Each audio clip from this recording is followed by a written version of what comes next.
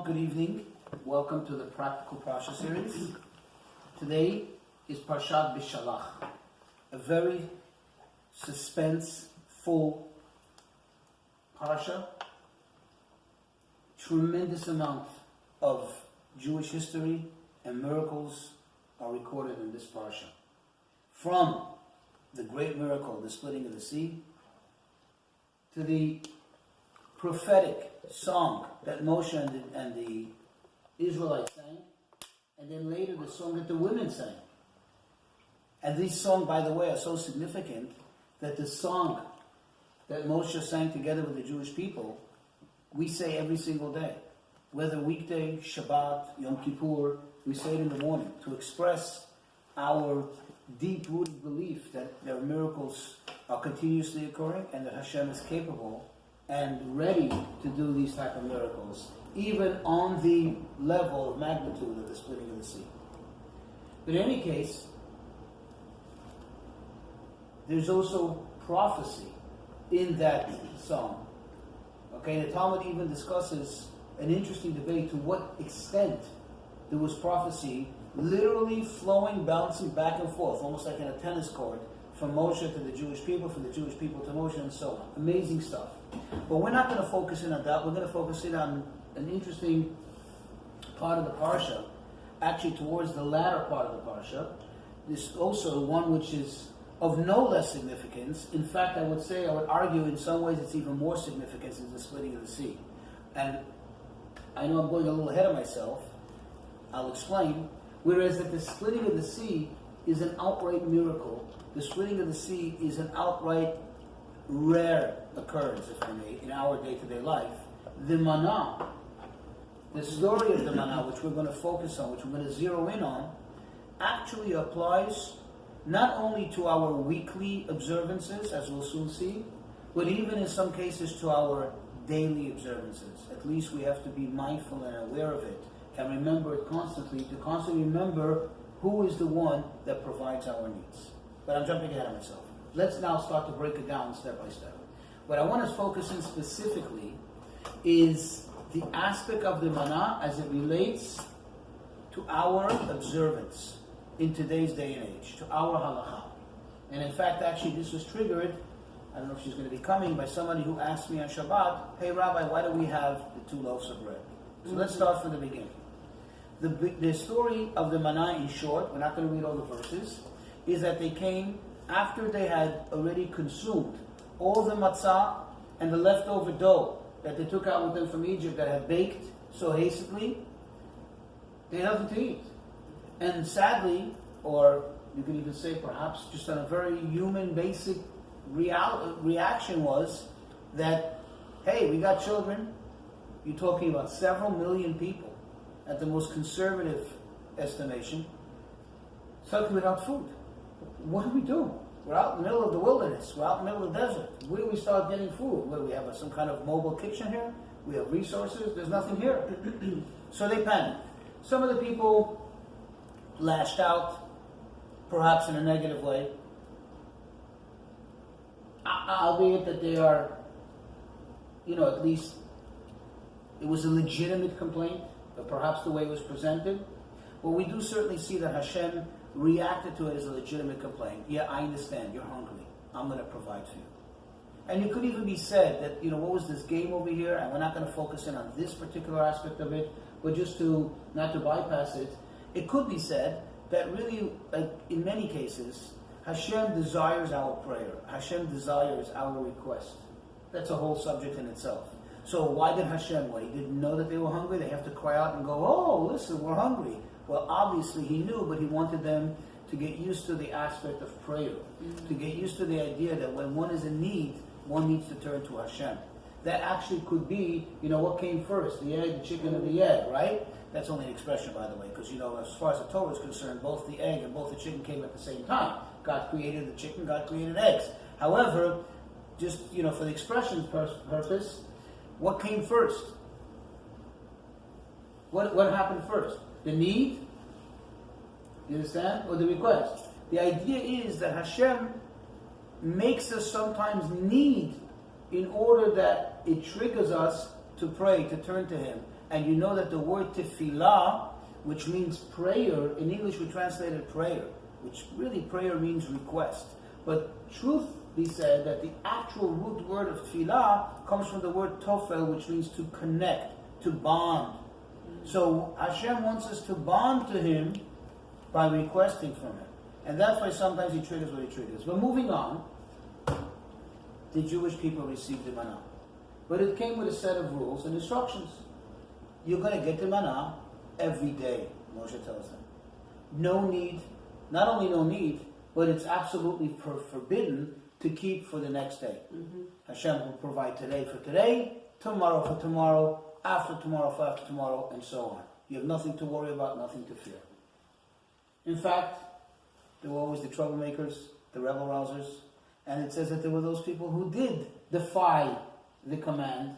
And what did they do? They left over for the next day, and immediately, as if it were weeks old, as if it was, not only was it just off, it was totally spoiled and rotten and full of worms, as if it's been laying there for weeks, and it hadn't even been 24 hours. The idea is Hashem was trying to instill in them, you have absolute faith in me.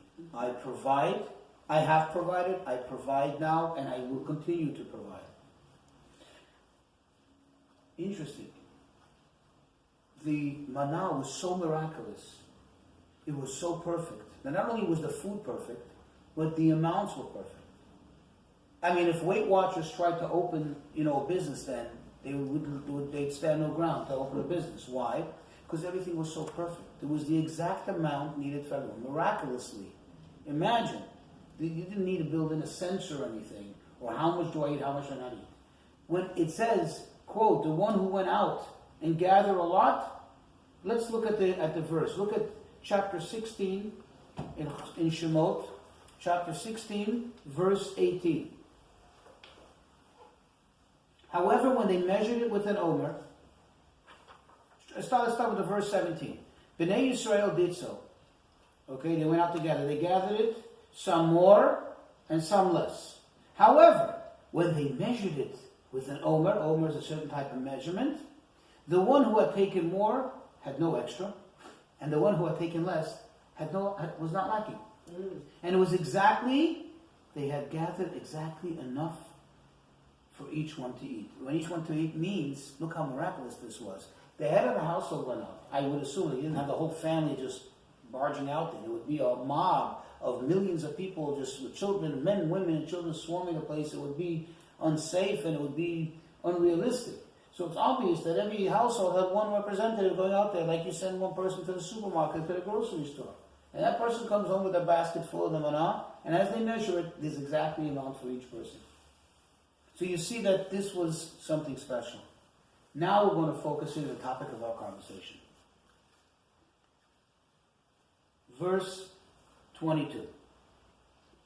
When the sixth day came, now it tells us the sixth day, so now you know, historically, the manna began to fall on Sunday, on Yom Rishon, the first day of the week. Came the sixth day, what they had gathered was a double portion of bread. 2 omers for each individual. First we said that there was 1 omer per individual per day, and by the way, that omer would be split into 2 loaves, basically, so 2 meals. Okay, and this is very important for the purpose of our class, a little later in the class, why this is significant. But getting back to it, the people come home and they're measuring it and they're like, something's off here. There's exactly double. Not a little more, a little less, half more. Double, exactly. So they didn't know what to do. So what did they do? All the leaders of the community came and told Moshe about it. The community leaders come to Moshe saying, look, the people are telling us that they have double. And Moshe said to them, this is what Hashem has said. Oops, I didn't tell you yet. Or maybe it's not that he forgot to tell them or he missed telling them, just the time hadn't come. There was no point in Moshe telling them this on Sunday and perhaps give it a little psychological twist. If he would have told them on Sunday, it may have lost somewhat of its luster, of its excitement, because they were already all riled up with excitement. Imagine you're getting manna, you're getting bread from heaven. That's exciting in itself. So to add this layer of excitement would have maybe lost its true value that it should have of excitement. So what happens? He says, I should share this with you. Tomorrow is a day of rest. That's the day of Shabbat. Hashem's holy Shabbat. Bake what you want to bake and cook what you want to cook, and whatever is left over, put aside for yourselves to preserve it until the morning. Don't worry, it's not going to spoil. Today is Friday. Friday, you're preparing for Shabbat. Okay? You're preparing for Shabbat. Okay? I want to skip several verses. Okay? I'm sorry. Let's not. They put it aside until the morning, and as Moshe had commanded, and it did not turn putrid, and there were no worms in it. Verse 25. Moshe said, eat it today, for today is Shabbat to Hashem. Perhaps some of the people were apprehensive because they know they've gotten already used to, and it's interesting that once halachically, and if you think about it psychologically, you do something 3+ times, you kind of set a pattern. So for 6 days, they were not leaving anything over. For 5 days. And they got already used to that, those who are adhering to it, that you don't eat yesterday's food. You eat fresh food that fell today from the sky. So maybe some of the people were a little apprehensive Shabbat in the morning, and Moshe says, don't worry, you eat it today, because for today is Shabbat for Hashem. Today you will not find it, the manna in the fields. 6 days you shall gather it, but on the 7th day is Shabbat, there will be none on that day. Sadly, there were those who came and they went out on the 7th day and they defied the order. They wanted to, make trouble, as some people know how to do very well. And Hashem actually was very upset with it, and he spoke to Moshe and he said, this is unacceptable. But the bottom line is, Moshe gave them the thing about Shabbat, about the 2 days, about the double portion. The term that the Pasuk uses is a term that we mimic, that we replicate, we actually celebrate, I should say, every single Friday night, every single Shabbat dinner, every single festive dinner. And that is in verse 22. When the 6th day came, they gathered, was a double portion. Laktu lechem mishneh. Lechem mishneh means double bread, a double portion. Lechem mishneh is a concept in halacha. When we do the Shabbat dinner or Shabbat lunch, one is required to have 2 loaves of bread. 2 whole loaves of bread, ideally. Now, in the event that one does not have a whole loaf of bread, you only have slices. Even then, let's say for whatever reason a person does not have a whole loaf of bread or 2 loaves of bread, you could even perhaps do this, at least fulfill the obligation of having double by holding 2 slices of bread together. But of course, I'm speaking about the ideal. One sets out to set up a Shabbat table. The proper order is to have 2 loaves of bread. Now, you don't have to eat from both loaves of bread. You don't have to, what we call cut open, or break off of both loaves of bread. But while making the blessing, one needs to hold both loaves of bread. In fact, you should hold it together with all 10 fingers, because the 10 fingers also are very, very significant and symbolic in all of this. All the 10 attributes come together, and they were all used in the process of the creation of the world, especially on Shabbat, which celebrates the culmination of creation. But the idea is that you lift up both loaves of bread when you make the blessing, and then you have to be botzea. Botzea means you have to actually cut into. You have to actually break off, eat from, at least obviously from one of the loaves. You made a blessing, you have to eat from one.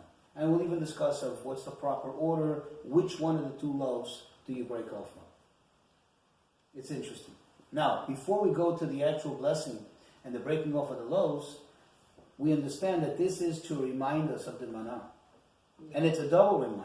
A, that Hashem provided the manna, and B, that on Friday, in preparation for Shabbat, and likewise, although it doesn't say it explicitly in the Torah, on the eve of the festivals, in the preparation for the festivals, so also it's a non-work day, Hashem provided a double portion. So we commemorate A, the giving of the manna, and B, the double portion.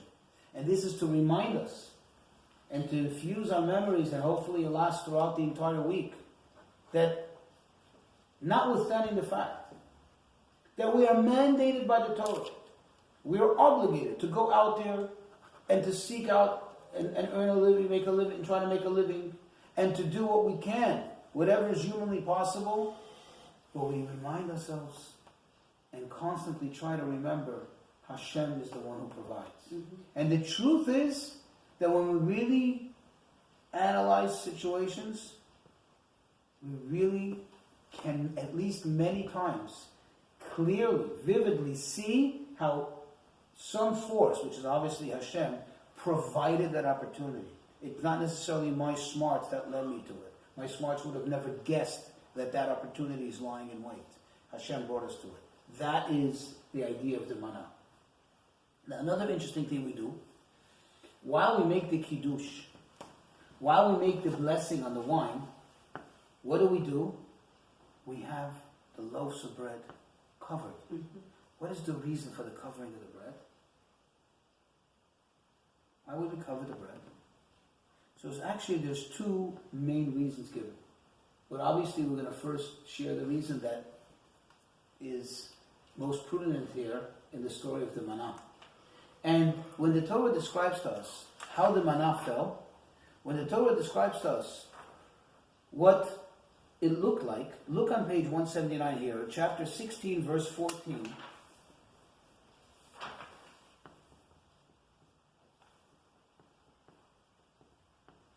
What does it say? That there was a layer of dew. You see that? Look at verse 13 and verse 14. There was a layer of dew, and it comes out that there was one layer of dew that covered the ground.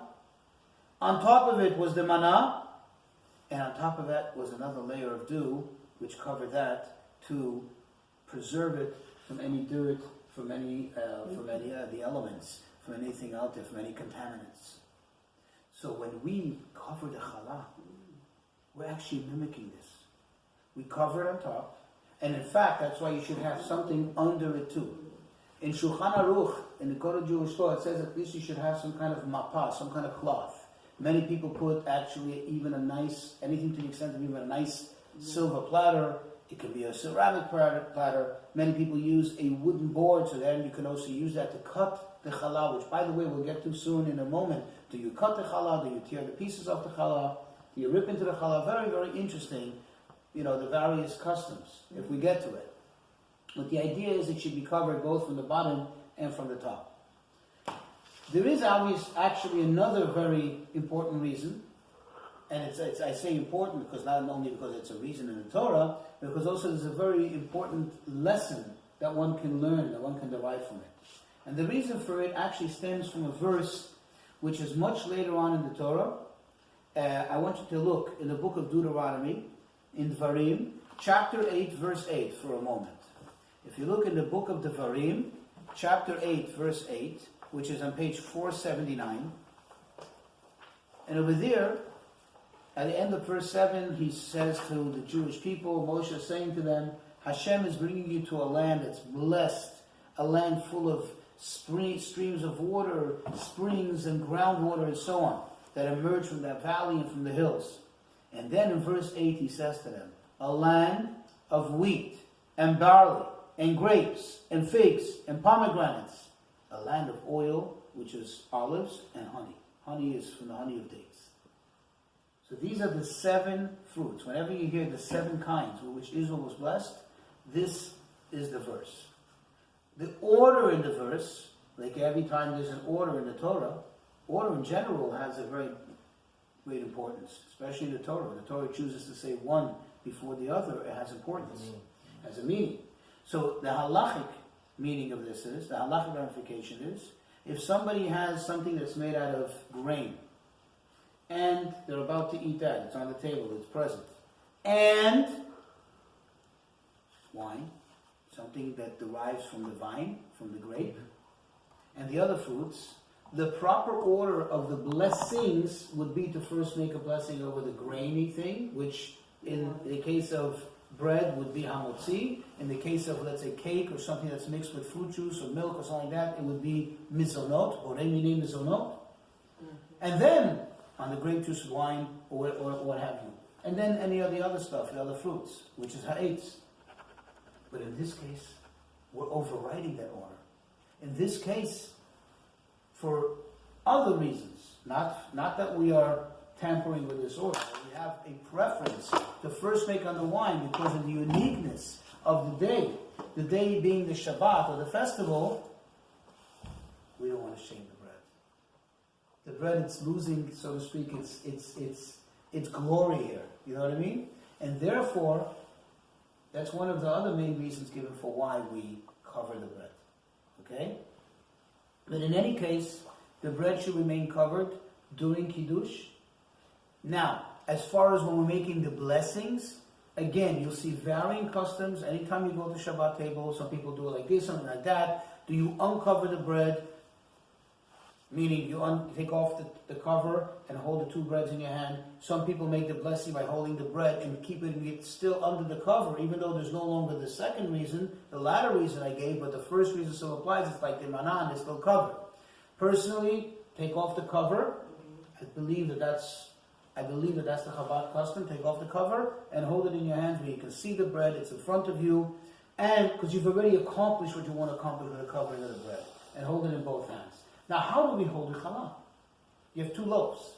Now, I want to say that bread, and likewise anything else, but especially bread, is considered to be sacred. One has to respect bread. Mm-hmm. Okay? In fact, we see throughout the theme, throughout the Torah, especially in the book of Psalms, is that bread is the main staple of life, of sustenance. Mm-hmm. Okay? And it supports life. In fact, in the book of Daniel, when he's referring to a meal, he calls it lechem, the bread, meaning the bread feast, which means a meal which consisted of more than just bread, whatever else they serve at that meal, right?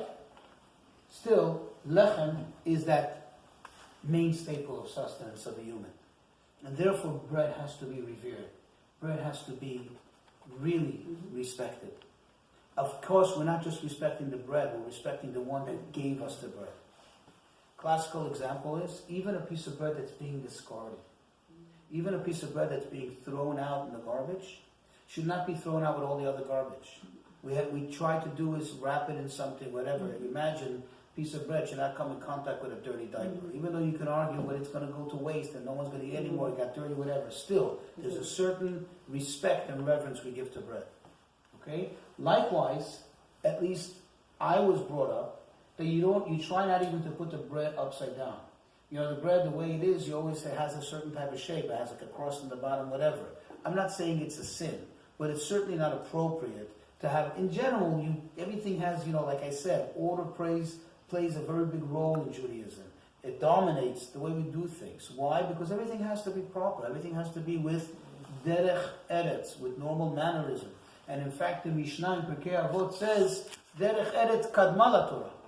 Proper etiquette, proper derech eretz, proper manners actually precedes the Torah. Meaning, before one sets out to study and to deal with the intricate details of halacha, first be a mensch, first behave in a proper, normal, respectful manner.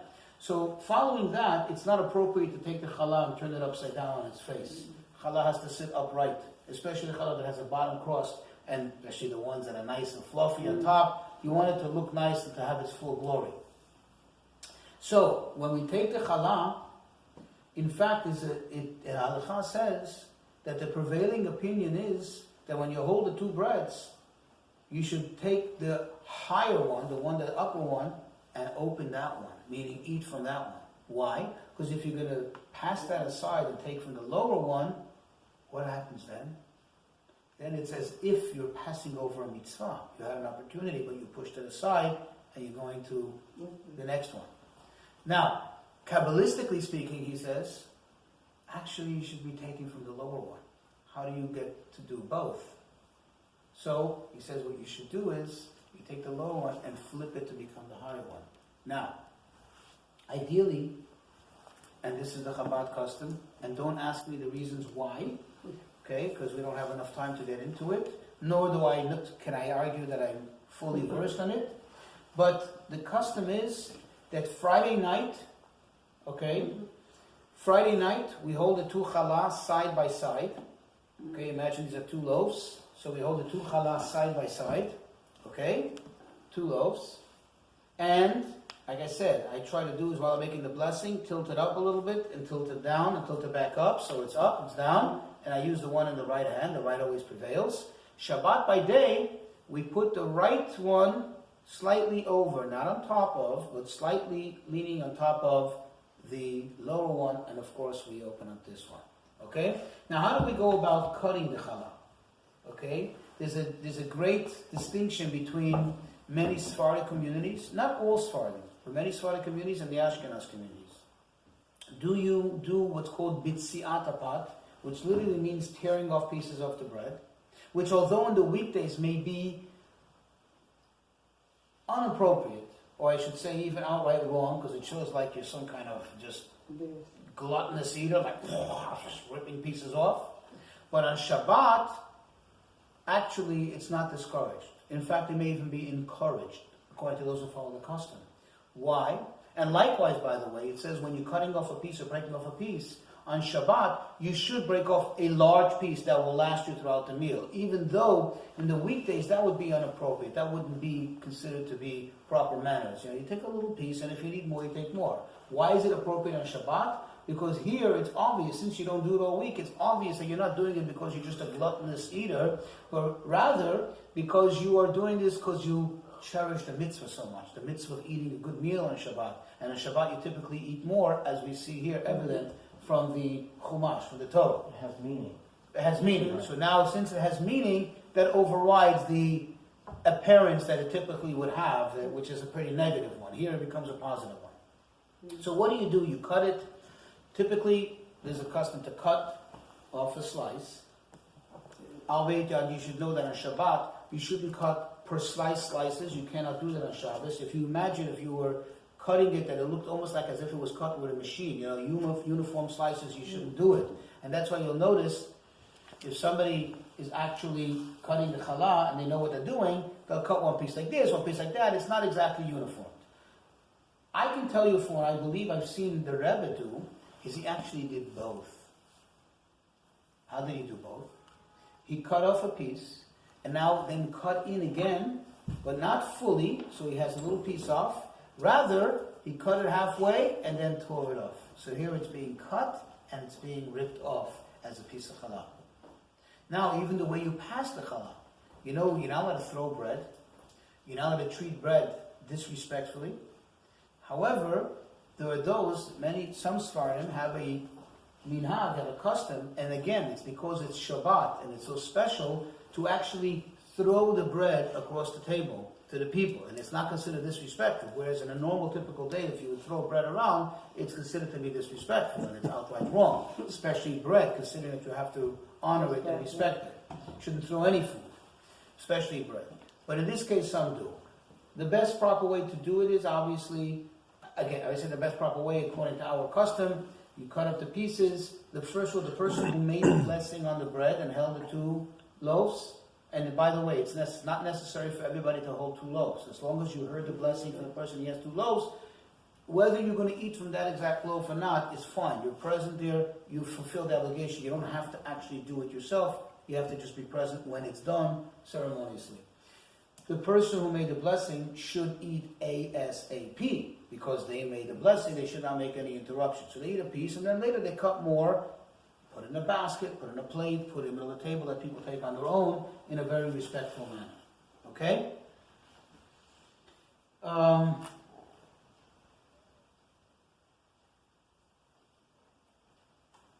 Rabbi, may I ask a question? Sure. In relation to the bread itself, I don't want to go off topic, but why exactly do we not speak until we eat the bread?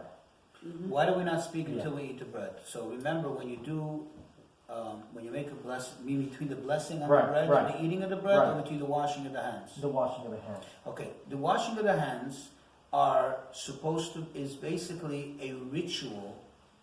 Let's just use the terms of elevating. I'm saying this is a very specific term without explaining what's behind it, but elevating our hands to a higher level of sanctity, of Kedusha.